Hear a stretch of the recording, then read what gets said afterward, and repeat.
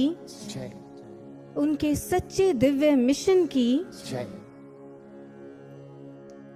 भाइयों और बहनों, अभी हमने जो एक भजन श्रवण किया वो बेसिकली कबीर दास जी की एक वाणी है।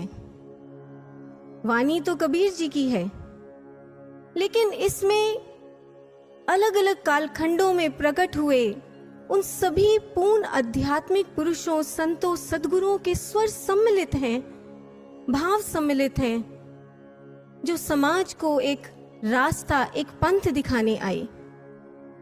महाजनो येन गतः स पंथा, जिस पंथ से, जिस रास्ते से विश्व के सभी महाजन महापुरुष गुजरे और अपने पीछे समाज को चलाया, वो एक रास्ता है आत्मज्ञान का, ब्रह्म ज्ञान का, जिसे गीता में कहा गया राज विद्या राजगुह्यम, means king of all knowledge, supreme sovereign secret. इस परम रहस्यमयी राज विद्या, ब्रह्म ज्ञान को कबीर दास जी अपनी वाणी में हमारे सामने खोल कर रख रहे हैं। आइए हम उनकी वाणी को स्टेंजा बाय स्टेंजा सुनते हैं और उसे समझने की कोशिश करते हैं। पहली दो लाइंस में कबीर जी कहते हैं, सतगुरु ऐसा खेल दिखाया, मुझे देख अचंभा आया, नाभ कमल से पकड़ा हमको, 10वां द्वार लंघाया। कबीर जी कह रहे हैं कि मेरे सतगुरु ने ऐसा दिव्य खेल दिखाया, बाहरी जगत में नहीं, अंतर जगत में, कि मैं देखकर हैरान रह गया। क्या खेल दिखाया? नाभ कमल से पकड़ा हमको, 10वां द्वार लंघाया। ये नाभ कमल क्या होता है? स्पिरिचुअल साइंस कहती है कि हमारा जो स्थूल शरीर है उसके अंदर एक सूक्ष्म शरीर है, और सूक्ष्म शरीर में जो नेवल एरिया है, जो नाभि क्षेत्र है, नाभि से नीचे वाला क्षेत्र, वो निम्न क्षेत्र माना जाता है, जिसे वेदों में पृथ्वी लोक कहा गया। और अगर आपकी चेतना इस नाभि और नाभि से नीचे वाले चक्रों में विचरती है, मूलाधार चक्र, स्वादिष्ठान चक्र, मणिपुर चक्र, तो शास्त्र कहते हैं कि आप एक बहुत पार्थिव जीवन जीते हैं, ग्रॉस लाइफ जीते हैं, आप विषय वासनाओं विकारों से भरा हुआ जीवन जीते हैं। लेकिन इसी सूक्ष्म शरीर में यहाँ ऊपर इस भ्रिकुटी पर जहाँ बिंदी लगाते हैं, यहाँ एक और चक्र है जिसे आज्ञा चक्र कहते हैं। और कबीर दास जी इस आज्ञा चक्र को अपनी वाणी में 10वां द्वार कह रहे हैं। वेदों में इस क्षेत्र को, आज्ञा चक्र वाले क्षेत्र को देव लोक कहा गया, अंतरिक्ष लोक कहा गया, आकाश लोक कहा गया। गुरु ने ऐसा दिव्य खेल दिखाया कि मेरी जो चेतना नाभि वाले निम्न क्षेत्र में गिरी हुई थी, वहां से मेरी चेतना को उठाकर सीधा उसे 10वां द्वार लंघा दिया, आज्ञा चक्र जागृत करके उसके पार पहुंचा दिया। ऐसा दिव्य खेल मेरे सदगुरु ने किया। मीन्स मेरी कॉन्शियसनेस का रेजिडेंशियल एड्रेस ही बदल दिया। मेरी कॉन्शियसनेस को, मेरी चेतना को पृथ्वी लोक से उठाकर सीधा आकाश लोक का वासी बना दिया। भाइयों और बहनों, अथर्ववेद और यजुर्वेद, ये दो वेद हैं जिनमें एक श्लोक पढ़ने को मिलता है दिव्य आरोहण कर्ता के बारे में। स्पिरिचुअल एस्ट्रोनॉट्स, हमारे जो आज के मॉडर्न एस्ट्रोनॉट्स हैं, वो क्या करते हैं? वो अपने जो स्पेस क्राफ्ट होता है, उनका स्पेस शटल होता है, उसको पृथ्वी लोक से, पृथ्वी के लॉन्चिंग पैड से वो लॉन्च करते हैं और स्पेस में किसी ऑर्बिट तक पहुंचा देते हैं। लेकिन वेद कहते हैं कि वैदिक काल में जब ऋषि कुमारों को ब्रह्म ज्ञान की दीक्षा मिलती थी, जब आचार्यगण उन्हें उनका उपनयन संस्कार करते थे, तो उस समय क्या होता था? पृष्ठात् पृथ्वीया, मतलब पृथ्वी के पृष्ठ भाग से, नाभि क्षेत्र को पृथ्वी लोक कहा वेदों में, मतलब नाभि के रूपी पृथ्वी लोक से वो उनकी चेतना के स्पेस क्राफ्ट को उड़ाकर अंतरिक्षादे दिवम आरूहम, कि वो अंतरिक्ष लोक, इस आज्ञा चक्र की ओर की तरफ वो दिव्य आरोहण करा देते थे, एक अपवर्ड फ्लाइट करा देते थे उनकी चेतना के स्पेस क्राफ्ट को। इसलिए वेदों में वो छात्र, वो ऋषि कुमार जो ब्रह्म ज्ञान में दीक्षित हो जाते थे, उन्हें दिव्य आरोहण करता कहा जाता था, उन्हें स्पिरिचुअल एस्ट्रोनॉट कहा जाता था। ऐसा वैदिक काल में वर्णन मिलता है। अब हम देखें कि इसका मतलब ये हुआ कि वैदिक युग से ही ये परंपरा चलती आई है कि हमारे जो ऋषि हुए हैं, सच्चे संत हुए हैं, सदगुरु पूर्ण गुरु हुए हैं, वो समाज के साथ, साधकों के साथ यही दिव्य खेल खेलते आए हैं। उनकी चेतना को नाभि कमल से उठाकर वो 10वां द्वार लंघाते आए हैं। और ऐसी घटना केवल भारत में नहीं घटी है, विश्व भर के जो महापुरुष हैं, पूर्ण महापुरुष, उन्होंने इसी दिव्य खेल का आह्वान समाज के सामने किया, समाज के लिए किया। मुझे याद है बहुत साल पहले गुरुदेव श्री आशुतोष महाराज जी ने हमें जोसेफ कैम्बेल की कुछ सीडीज देखने को दी थी। उनमें जोसेफ कैम्बेल ने विश्व भर के जो पिरामिड्स हैं उनके बारे में बड़ा विस्तार से बताया हुआ है। अब हैरानी की बात यह पता चली कि कुछ देश ऐसे हैं जिनमें जो पिरामिड्स हैं वो अधूरे हैं, उन्हें पूरा बनाया ही नहीं गया, उन्हें जानबूझकर अधूरा छोड़ा गया। जैसे कि आप अभी स्क्रीन पर देख रहे हैं, ये मेक्सिको का एल कैस्टिलो है, आप इसको देख सकते हैं। और भी ऐसे बहुत से पिरामिड्स हैं, जैसे Nubian pyramids, ancient China, Cambodia, Ireland, Babylon, ये जितनी भी ओल्ड सिविलाइजेशंस हैं, पुरातन सभ्यताएं हैं, इनमें ऐसे ऐसे पिरामिड्स दिखने को मिलते हैं जिनका ऊपर का भाग है ही नहीं। आप देख सकते हैं कॉनिकल कैपस्टोन है ही नहीं, इनको फ्लैट बनाया गया। हमने इसका कारण महाराज जी से पूछा कि महाराज जी ऐसे कुछ पिरामिड्स हैं जिन्हें जानबूझकर अधूरा छोड़ा गया, ऐसा क्यों? तो महाराज जी ने इसका हमें कारण बताया। महाराज जी ने बताया कि एक्चुअली ये जो पिरामिड्स थे ये आत्मज्ञान के स्थल हुआ करते थे और इनको बनाने वाले बड़े सूझवान मनीषी हुआ करते थे। उन मनीषियों ने जानबूझकर कुछ पिरामिड्स को अधूरा छोड़ा ताकि वो समाज को एक महान संदेश दे सकें। क्या संदेश? ये कि यह जो हमारी ह्यूमन बॉडी है, हमारा मानव शरीर है, ये भी एक पिरामिड की तरह है, ये भी एक पिरामिड है। और अगर इस शरीर में रहते रहते हमारी जो चेतना है वो सिर्फ नाभि और नाभि से नीचे वाले क्षेत्र में रहती है, निम्न क्षेत्र में रहती है, हम वासनाओं से भरा पार्थिव जीवन जीते हैं और इस ऊपर वाले आज्ञा चक्र को जागृत नहीं कराते, 10वें द्वार को नहीं एक्टिवेट कराते, तो ऐसे में हम भी इन पिरामिड्स की तरह एक अधूरा, हमारा अस्तित्व भी इन पिरामिड्स की तरह अधूरा है। हमारा ये ऊपरी भाग ये कैपस्टोन होते हुए भी नहीं है। ये संदेश मनीषी देना चाहते थे और जो बात महाराज जी ने हमें समझाई, बिल्कुल यही नैरेटिव भाइयों बहनों आप देख सकते हैं great seal of United states में। इसमें आप देखिए पिक्चर में कि जो अधूरा पिरामिड है उसके ऊपर एक ट्रायंगल दर्शाया गया है और इस ट्रायंगल के अंदर एक प्रकाशित दिव्य आंख है जिसे ऑल सीइंग आई कहते हैं। ये बेसिकली सिंबलाइज करती है इस एक्टिवेटेड आज्ञा चक्र को, थर्ड आई को।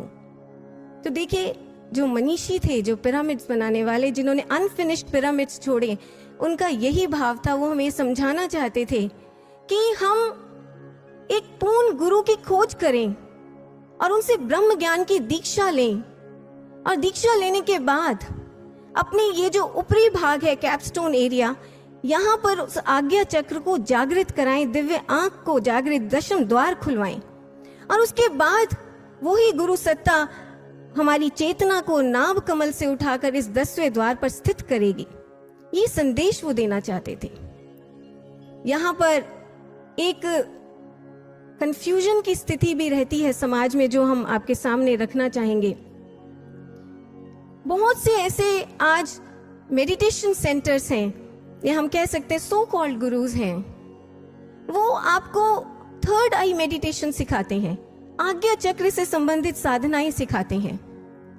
लेकिन भाइयों बहनों यहाँ पर क्या सिखाया जाता है कि आप अपने माइंड को इस आज्ञा चक्र पर, थर्ड आई पर फोकस करें, बस इतना सिखाया जाता है। लेकिन यहाँ हम कबीर दास जी की वाणी को, उनके शब्दों को अच्छे से समझें, उन्हें सुने। वो क्या कह रहे हैं? वो कह रहे हैं 10वां द्वार लंघाया। लंघाया का जो डिक्शनरी मीनिंग होता है वो होता है कि आपके कोई बाउंड्री है या कोई बंद दरवाजा है, आप उस बंद दरवाजे को खोलकर उसके पार चले जाएं, उस बाउंड्री के पार चले जाएं, आप उस दरवाजे में प्रवेश कर जाएं, ये होता है लांघना। लेकिन आज के युग में आप देखिए कि जितनी भी आज्ञा चक्र पर आधारित साधनाएं हैं, प्रचलित प्रेवलेंट साधनाएं हैं, मेडिटेशंस हैं, वो सब कैसी हैं? वो ऐसी हैं जैसे आपको एक बंद दरवाजे के आगे खड़ा कर दिया गया हो। अब ऐसे में आप उस दरवाजे को जितना मर्जी खटखटाते रहें, आप उसको कितना भी पुश करने की कोशिश करें, जिंदगी भर आप प्रयास करें, लेकिन वो दरवाजा नहीं खुलने वाला और आपको आपका अंतर का घर नहीं मिलने वाला। ऐसे में इसलिए कबीर दास जी अपनी वाणी में कह रहे हैं कि ऐसे सदगुरु को खोजो।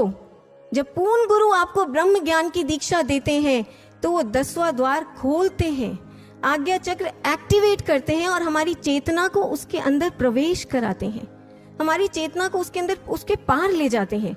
और जब चेतना इसके अंदर प्रवेश करती है, देन द सेम सदगुरु मेक श्योर कि ये जो चेतना है मेरे साधक की, ये इस अंधेरे, इस जो अंतर जगत का नया घर है, इसमें अंधेरे में सुनसान निर्जन स्थल पर भूखी प्यासी कैसे रहेगी? तो ऐसे में वो क्या करते हैं? वो अंतर जगत के इस नए घर में चेतना के लिए अवेलेबल कराते हैं, उपलब्ध कराते हैं क्या? Electricity, light, sound, water. जैसे आप किसी बाहर के घर में शिफ्ट करते हैं, नए घर में आपको कुछ बेसिक नेसेसिटीज चाहिए होती हैं, चाहिए आपको उपलब्ध होनी चाहिए वो नेसेसिटीज। ऐसे सदगुरु जब हमारी चेतना का रेजिडेंशियल एड्रेस इस आज्ञा चक्र को बनाते हैं, अंतर के घर में लेकर जाते हैं, तो वहां हमें डिवाइन नेसेसिटीज हमारे लिए उपलब्ध कराते हैं। ये बेसिकली जो डिवाइन एलिमेंट्स हैं, ये पदार्थ क्या हैं? दिव्य पदार्थ। इन्हीं के बारे में कबीर दास जी अपनी वाणी में अगली 2 पंक्तियों में हमें समझा रहे हैं। कबीर जी कहते हैं कि जिंदा योगी नाद बजावे, सत्य नाम पर का गाया, झिलमिल तारा मंदिर से दिल का भरम गवाया। जब गुरुदेव हमें, पूर्ण गुरु हमें ब्रह्म ज्ञान की दीक्षा देते हैं, तो अंतर जगत के इस नए घर में सबसे पहले हमारे लिए प्रकट करते हैं इलेक्ट्रिसिटी। अगर बिजली नहीं होगी तो चेतना वहां पर रहेगी कैसे नए घर में? और ये इलेक्ट्रिसिटी क्या है? बेसिकली आदि नाम, ईश्वर का सच्चा नाम, सत्य नाम। बचपन से हम यही समझते आए थे कि हमें ईश्वर का जो भी रूप प्यारा लगे, बस आप उसी रूप का नाम चुन लो कोई और उसे जप लो। ओम नमः शिवाय, ओम नमो भगवते वासुदेवाय नमः, हरे रामा हरे कृष्णा, जय माता दी।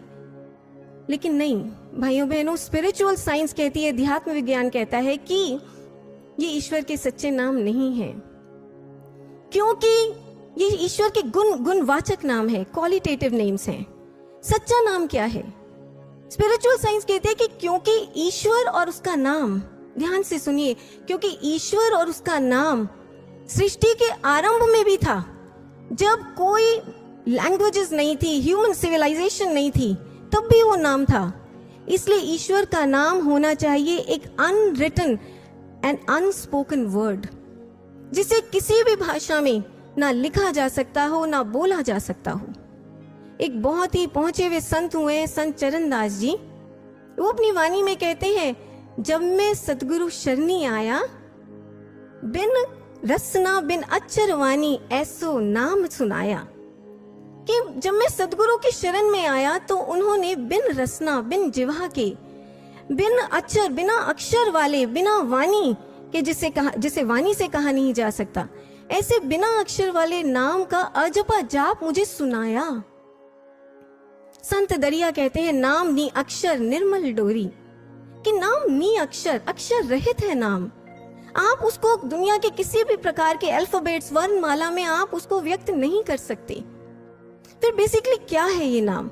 अक्षर रहित नाम क्या है ये?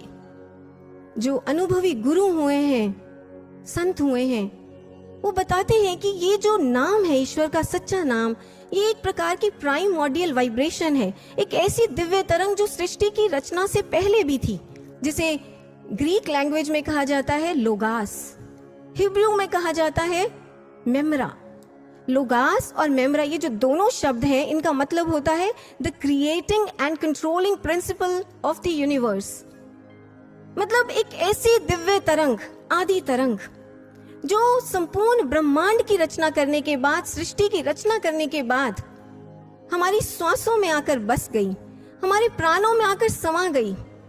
और इसलिए वेदों में ईश्वर के नाम के लिए कहा गया प्राणस्य प्राणः, वो प्राणों का प्राण है, वो ब्रेथ ऑफ ब्रेथ्स है। सूफी सेंट रूमी कहते हैं वो जाने जान है, वो हमारी जान के अंदर की जान है। अब यहाँ भी एक डाउट है, कंफ्यूजन की स्थिति समाज में जो बनी हुई है, उसको भी हम यहाँ क्लियर करना चाहते हैं।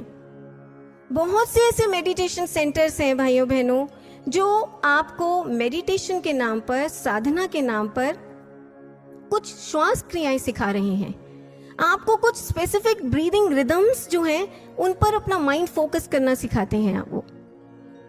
अब ऐसे भी जो सेंटर्स हैं, ऐसी भी जो साधनाएं, उनसे भी आप थोड़ा सतर्क रहें, क्योंकि ऐसा करना जो है वो प्राणायाम है।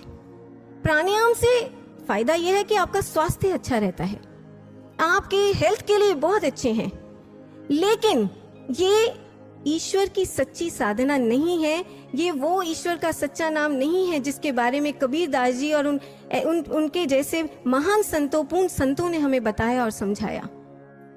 ईश्वर का सच्चा नाम क्या है? ईश्वर का सच्चा नाम जो है वो प्राणों पर फोकस करना नहीं है, प्राणों के अंदर जो एक सूक्ष्म प्राण है उसको जागृत करना, उसको उजागर करना और फिर उससे मन को जोड़ना, ये ईश्वर का सच्चा नाम है। टाओइज्म के एक बहुत ही महान संत हुए हैं टाओ टी चिंग, वो बहुत पते की बात करते हैं। वो कहते हैं कि ordinary people breathe through their lungs, breathe through their chest, but true people breathe from deep within themselves. कि जो सच्चे साधक होते हैं, जिन्होंने पूर्ण गुरु से ब्रह्म ज्ञान की दीक्षा पाई है, वो लोग, वो साधक गण कभी भी ऐसा नहीं है कि लंग्स और चेस्ट में जो आती जाती सांसें हैं, ऑक्सीजन, कार्बन डाइऑक्साइड, स्थूल सांस है, उससे नहीं जुड़ते हैं। वो अपने प्राणों के अंदर जो एक सूक्ष्म प्राण छुपा है, उस प्राण से जुड़कर सांस लेते हैं। बहुत गहरी बात टाओ ते चिंग कहते हैं। अब यहाँ एक बड़ा स्वाभाविक प्रश्न उठता है भाइयों बहनों, वो ये कि ये जो प्राणों के अंदर सूक्ष्म प्राण है, ये जो सूक्ष्म श्वास है, आदि नाम, सतनाम, ये प्रकट कैसे होता है, इसका अनुभव कैसे होता है, इसका प्रोसेस क्या है? अब यहाँ रोल आता है एक पूर्ण गुरु का, एक सतगुरु का। सृष्टि की और कोई अथॉरिटी ऐसी नहीं, कोई ऐसी सत्ता नहीं है जो इस नाम को, इस प्रोसेस को हमारे लिए प्रकट कर सके। जब एक पूर्ण सदगुरु आपको ब्रह्म ज्ञान की दीक्षा देते हैं, तो उस समय वो इस आज्ञा चक्र को जागृत करते हैं, लेकिन इसी समय एक और अलौकिक घटना आपके अंतर में घटती है। क्या? कि आपकी जो स्पाइन है, रीढ़ की हड्डी, उसमें एक बड़ी सूक्ष्म दिव्य नाड़ी है जिसे कहा जाता है सुषुम्ना नाड़ी। जिस समय गुरुदेव ज्ञान दीक्षा देते हैं, तो उस समय इस सुषुम्ना का रास्ता भी वो खोल देते हैं उसी समय। तो जो सांस, स्थूल सांस अभी तक हमारी ईड़ा मतलब लेफ्ट चैनल और पिंगला मतलब राइट चैनल, इसी से ऊपर नीचे कार्बन डाइऑक्साइड, ऑक्सीजन, ये ऊपर नीचे जो ट्रैवल करती थी, सांसें हम लेते थे लेफ्ट और राइट चैनल से। लेकिन अब हमारी सांसों को, प्राणों को एक रास्ता, बीच का रास्ता, सुषुम्ना का रास्ता भी मिल जाता है ऊपर नीचे जाने के लिए। उपनिषद में कहा गया, एक ऋषि कहते हैं, प्राणायाम सुषुम्नाम व्रजति स्वतः। वो कहते हैं कि ज्ञान दीक्षा के समय हमारे जो प्राण हैं वो अपना स्थान छोड़ देते हैं। स्थान छोड़ देते हैं, कौन सा स्थान? जो उनका स्थान ईड़ा और पिंगला का स्थान है, लेफ्ट और राइट चैनल का, वो स्थान छोड़ देते हैं और सुषुम्नाम व्रजति, जो सुषुम्ना नाड़ी है, उसमें प्रवेश कर जाते हैं, उसमें ऊपर नीचे प्रवेश कर जाते हैं और उसमें ऊपर नीचे मूवमेंट करते हैं। और जब प्राण सुषुम्ना नाड़ी में प्रवेश कर जाते हैं, तब यही सुषुम्ना नाड़ी, देखिए नाड़ी बहुत दिव्य चैनल है, यहीं पर हमारी श्वासों का सूक्ष्म रूप प्रकट होता है, प्राणों का बहुत सूक्ष्म रूप प्रकट होता है। और ऐसे में आपने देखा होगा, देखिए जो